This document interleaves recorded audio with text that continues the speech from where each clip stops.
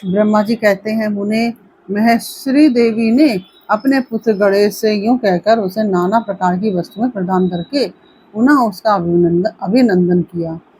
विप्र, जब गिरजा की कृपा से उसी क्षण देवताओं और शिव गणों का मन विशेष रूप से शांत हो गया, तदंतर इंद्र आदि देवताओं ने हर्षा हर्षातिरेक से शिवा की स्तुति की और उन्हें प्रसन्न करके हुए भक्ति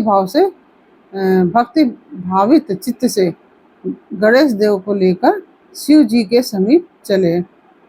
ओम नमः शिवाय। कैसे हैं आप लोग? ईश्वर कृपा से आप सब अच्छे होंगे।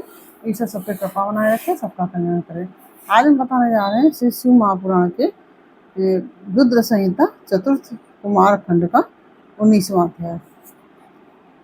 पार्वती द्वारा गणेश जी को वरदान, देवों द्वारा उन्हें अग्र पूज्य माना जाना, शिव जी द्वारा गणेश को सर्वाध्यक्ष पद प्रदान और गणेश चतुर्थी व्रत का वर्णन।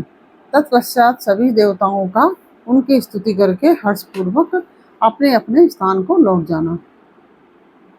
ओम नमः शिवाय, ओम नमः शिवाय, हर हर भोले नमः शिवाय, गंगाधराय शिव गंगाधराय, हरि हर भोले नमः शिवाय, नमः शिवाय, ओम नमः शिवाय, हरि हर भोले नमः शिवाय, नमः शिवाय। ब्रह्मा जी कहते हैं, मुने, जब विकृत स्वरूप वाले गिरजापुत्र गजानन व्यग्रता रहित होकर जीवित हो उठे, तब गणनायक देवों ने उनका अभिषेक किया। अपने पुत्र को देखकर पार्वती देवी आनंद मग्न हो गई और उन्होंने हर्षातिरेक से उस बालक को दोनों हाथों से पकड़कर छाती से लगा लिया। फिर अंबिका ने प्रसन्न होकर अपने पुत्र गणेश को अनेक प्रकार के वस्त्र और आभूषण प्रदान किए। तदंतर सिद्धियों ने अनेकों विधि विधान से उनका पूजन किया और माता ने अपने सर्व दुखहारी हाथ से उनके अंगों का स्पर्श किया।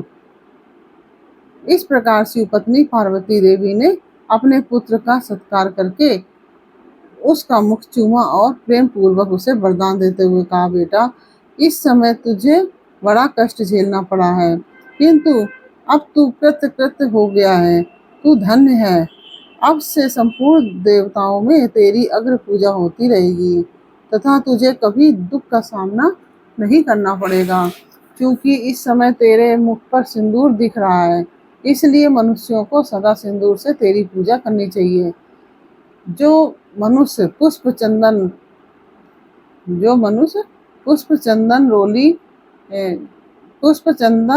सुंदर गंध, नैवेद्य, रमणीय आरती, तांबूल और दान से तथा परिक्रमा और नमस्कार करके विधि पूर्वक तेरी पूजा करेगा, उसे सारी सिद्धियां हस्तगत हो जाएंगी। एक बार हम आप लोगों को दोबारा से दोहरा दे रहे हैं क्या क्या चीजें भगवान को चढ़ानी है, गणेश जी को। जो मनुष्य पुष्प, चंदन, सुंदर गंध, नैवेद्य, रमणीय आरती, तांबूल और दान से तथा परिक्रमा और नमस्कार करके विधि पूर्वक तेरी पूजा करेगा, उसे सारी सिद्धियां हस्तगत हो जाएंगी और उसके सभी प्रकार के विघ्न नष्ट हो जाएंगे। इसमें लेस मात्र भी संशय नहीं है। ब्रह्मा जी कहते हैं, मुने, महेश्वरी देवी ने अपने पुत्र गणेश से यूं कहकर उसे नाना प्रकार की वस्तुएं प्रदान करके पुनः उसका अभिनंदन किया। विप्र, जब गिरजा की कृपा से उसी क्षण देवताओं और शिवगणों का मन विशेष रूप से शांत हो गया, तदंतर इंद्र आदि देवताओं ने हर्षातिरेक से शिवा की स्तुति की और उन्हें प्रसन्न करके वे भक्ति भावित चित्त से गणेश देव को लेकर शिव के समीप चले। वहां पहुंचकर उन्होंने त्रिलोकी की कल्याण कामना से भवानी के उस बालक को शिव जी की गोद में बिठा दिया। तब शिव जी भी उस बालक के मस्तक पर अपना कर कमल फेरते हुए देवताओं से बोले, यह मेरा दूसरा पुत्र है। तत्पश्चात गणेश ने भी उठकर शिव जी के चरणों में अभिवादन किया। फिर पार्वती को मुझको विष्णु को और नारद आदि सभी ऋषियों को प्रणाम करके आगे खड़े होकर उन्होंने कहा, यूं यूं अभिमान करना मनुष्यों का स्वभाव ही है, अतः आप लोग मेरा अपराध क्षमा करें। तब मैं शंकर और विष्णु इन तीनों देवताओं ने एक साथ ही प्रेम पूर्वक उन्हें उत्तम वर प्रदान करते हुए कहा कि सुरवरों जैसे त्रिलोकी में हम तीनों देवों की पूजा होती है, उसी तरह तुम सबको इन गणेश का भी पूजन करना चाहिए। मनुष्य को चाहिए कि पहले इनकी पूजा करके तत्पश्चात हम लोगों का पूजन करें। ऐसा करने से हम लोगों की पूजा संपन्न हो जाएगी। देवगणों, यदि कहीं इनकी पूजा पहले ना करके अन्य देव का पूजन किया गया तो उस पूजन का फल नष्ट हो जाएगा, उसमें अन्यथा विचार करने की आवश्यकता नहीं है। ब्रह्मा जी कहते हैं, मुने तदंतर ब्रह्मा, विष्णु और शंकर आदि सभी देवताओं ने मिलकर पार्वती को प्रसन्न करने के लिए वही गणेश को सर्वाध्यक्ष घोषित कर दिया। उसी समय शिव जी परम प्रसन्न चित्त से पुनः गणेश को लोक में सर्वदा सुख देने वाले अनेकों वर प्रदान करते हुए बोले। शिव जी ने कहा कि गिरजानंदन, निसंदेह मैं तुझ पर परम प्रसन्न हूँ। मेरे प्रसन्न हो जाने पर अब तू सारे जगत को ही प्रसन्न हुआ समझ।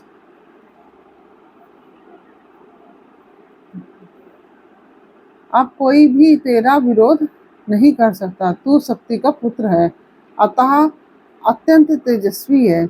बालक होने पर भी तूने महान पराक्रम प्रकट किया है, इसलिए तू सदा सुखी रहेगा। विघ्न नाश के कार्य में तेरा नाम सबसे श्रेष्ठ होगा। तू सबका पूज्य है, अतः अब मेरे संपूर्ण गणों का अध्यक्ष हो जा। इतना कहने के पश्चात महात्मा शंकर अत्यंत प्रसन्नता के कारण गणेश को पुनः वरदान देते हुए बोले, गणेश्वर, तू भाद्रपद मास के कृष्ण पक्ष की चतुर्थी तिथि को चंद्रमा का शुभोदय होने पर उत्पन्न हुआ है। जिस समय गिरजा के सुंदर चित्त से तेरा रूप प्रकट हुआ है, उस समय रात्रि का प्रथम पहर बीत रहा था, इसलिए उसी दिन से आरंभ करके उसी तिथि में तेरा उत्तम व्रत करना चाहिए। यह व्रत परम शोभन तथा संपूर्ण सिद्धियों का प्रदाता है। वर्ष के अंत में जब पुनः वही चतुर्थी आ जाए, तब तक मेरे कथनानुसार तेरे व्रत का पालन करना चाहिए। जिन्हें संसार में अनेकों प्रकार के अनुपम सुखों की कामना हो, उन्हें चतुर्थी के दिन भक्तिपूर्वक विधि सहित तेरा पूजन करना चाहिए। जब मार्गशीर्ष मास के कृष्ण पक्ष की चतुर्थी आए,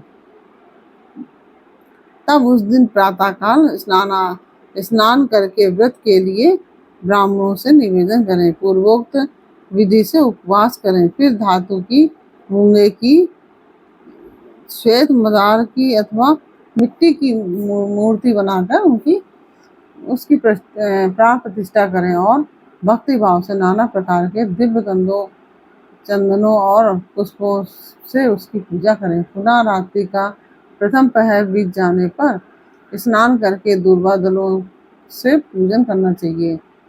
यह दूर्वा जड़ रहित 12 अंगुल लंबी और 3 गांठों वाली होनी चाहिए। 12 अंगुल लंबी होनी चाहिए। जो दूर्वा चढ़ानी है वो 12 अंगुल लंबी और 3 गांठों वाली होनी चाहिए। ऐसी 101 अथवा 21 दूर्वा से उस स्थापित प्रतिमा की पूजा करें। तत्पश्चात धूप दीप, अनेक प्रकार के नैवेद्य, तांबूल, अर्घ और उत्तम पदार्थों द्वारा गणेश की पूजा करें और स्तुति करके उसके आगे प्रणिपात करें। यूं गणेश जी की पूजा करने के पश्चात बाल चंद्रमा का पूजन करें। तत्पश्चात हर्षपूर्वक ब्राह्मणों को पूजा करके उन्हें मिष्ठान का भोजन कराएं। उनके भोजन कर लेने के बाद स्वयं भी नमक रहित मिष्ठान का ही प्रसाद खाएं, नमक रहित मिष्ठान का ही प्रसाद पाएं। फिर गणेश का स्मरण करके अपने सभी नियमों का विसर्जन कर दें। इस प्रकार करने से यह शुभ व्रत पूर्ण होता है।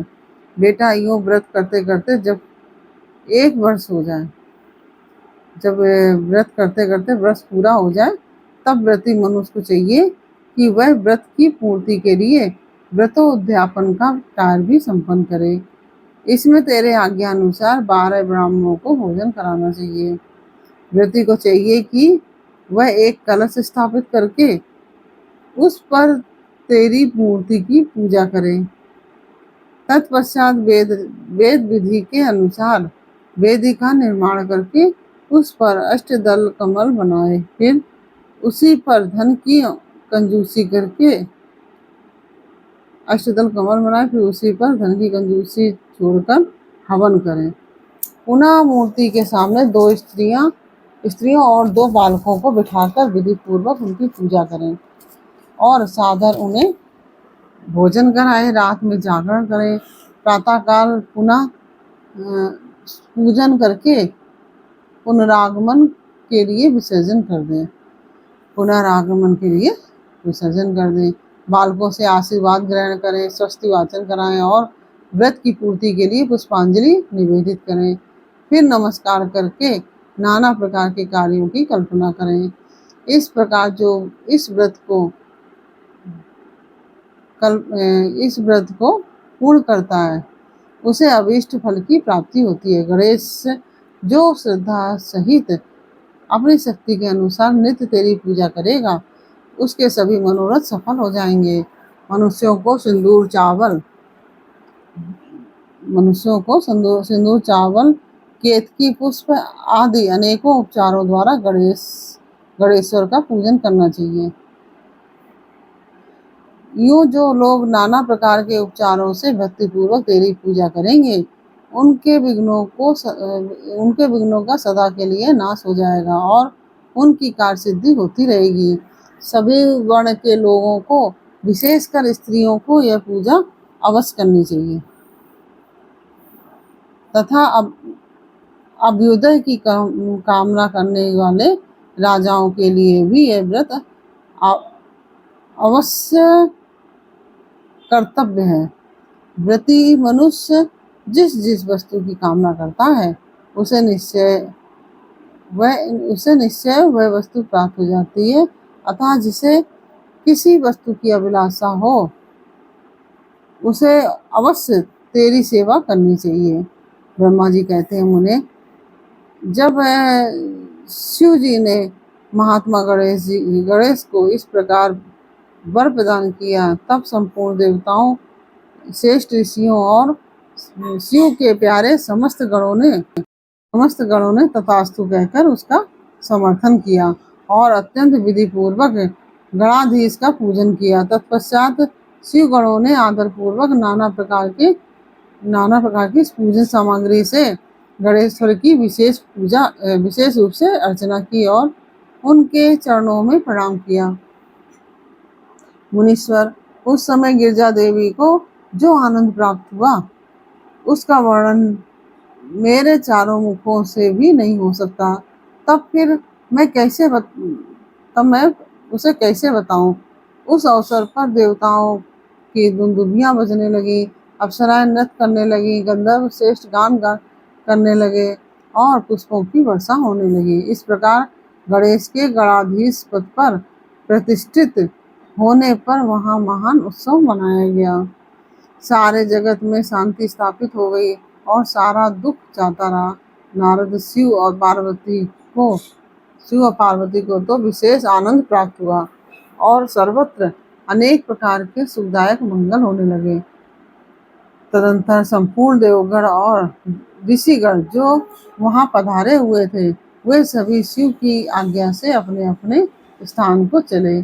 उस समय वे शिव जी की स्तुति करके गणेश और पार्वती की बारंबार प्रशंसा कर रहे थे और कैसा अद्भुत युद्ध हुआ, यूं परस्पर वार्तालाप करते हुए चले जा रहे थे। इधर जब गिरजा देवी को जब गिरजा देवी का क्रोध शांत हो गया, तब शिव जी की भी जो स्व आत्माराम होते हुए भी सदा भक्तों का कार्य सिद्ध करने के लिए उद्यत रहते हैं। गिरजा की सन्निकट गए और लोगों की हित कामना से पूर्ववत नाना प्रकार के सुखदायक कार्य करने लगे। तब मैं ब्रह्मा और विष्णु दोनों भक्ति पूर्वक शिव शिवा की सेवा करके शिव की आज्ञा ले अपने अपने धाम को लौट आए। और मनुष्य जितेंद्रिय होकर इस परम मांगलिक आख्यान को श्रवण करता है। जो मनुष्य जितेंद्रिय होकर इस परम मांगलिक आख्यान को श्रवण करता है, वह संपूर्ण मंगलों का भागी होकर मंगल भवन हो जाता है। इसके श्रवण से पुत्रहीन को पुत्र की, निर्धन को धन की, भार्यार्थी को भार्या की, प्रजार्थी को प्रजा की, रोगी को आरोग्य की और अभागे को सौभाग्य की प्राप्ति होती है। जिस स्त्री का पुत्र और धन नष्ट हो गया हो और पति परदेश चला गया हो, उसे उसका पति मिल जाता है। जो शोक सागर में डूब रहा हो, वह इसके श्रवण से निसंदेह शोक रहित हो जाता है। यह गणेश चरित्र संबंधी ग्रंथ जिसके घर में सदा वर्तमान रहता है, वह मंगल संपन्न होता है। इसमें तनिक भी संशय की गुंजाइश नहीं है।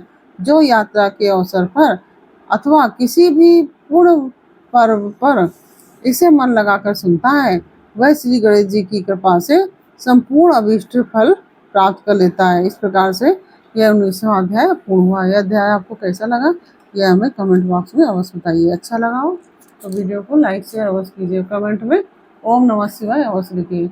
आप लोग कमेंट नहीं करते, कमेंट अवश्य कीजिए। और यदि आपने हमारे चैनल को सब्सक्राइब नहीं किया है तो प्लीज़ हमारे चैनल को सब्सक्राइब कर लीजिए और बेल आइकन बटन अवश्य दबा दीजिए, जिससे कि हमारे आने वाले सारे वीडियोस आपको प्राप्त हो सकें। फिर मिलते हैं आपसे अगले अध्याय के साथ अगले वीडियो में। तब तक के लिए राधे राधे, ओम नमः शिवाय।